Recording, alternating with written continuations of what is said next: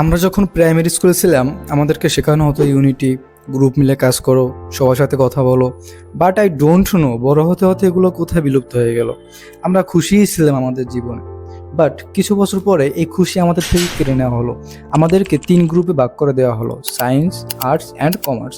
আমাদেরকে তারা মানুষই মনে করে না। ইভেন আমি টিচারকে এটাও বলতে শুনেছি, তুমি সায়েন্সের স্টুডেন্ট না, তাহলে কমার্সের ছেলেদের সাথে মিশো কেন?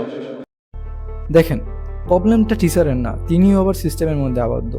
যাই হোক, কি আর করার, সিস্টেমের কাছে সবাই হেরে যায়, আমরাও না হয় হেরে গেলাম। তখন সমস্যাটা হয় আমাদের বন্ধুদের মাঝে।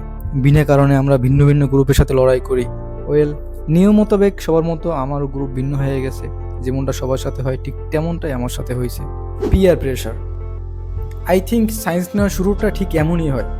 ইয়ার সবাই সায়েন্স নিতেছে, আমি যদি না নিই তাহলে আমি ওদের থেকে পিছিয়ে যাব।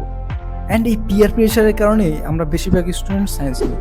অ্যান্ড ক্লাস 9-এর ফিজিক্স বইয়ের প্রথম অধ্যায়ের প্রথম প্রশ্নটা দেখি আমার মন আমায় বলতেছে, बेटा तुमसे ना हो पाएगा।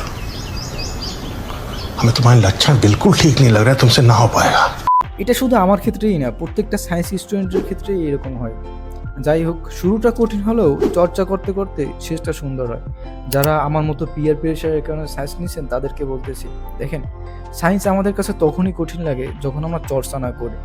আমার এক্সপিরিয়েন্স থেকে বলতেছি, যত চর্চা করবেন সায়েন্স আপনার জন্য ততটাই সহজ হবে। লাইফ প্যারাহীন।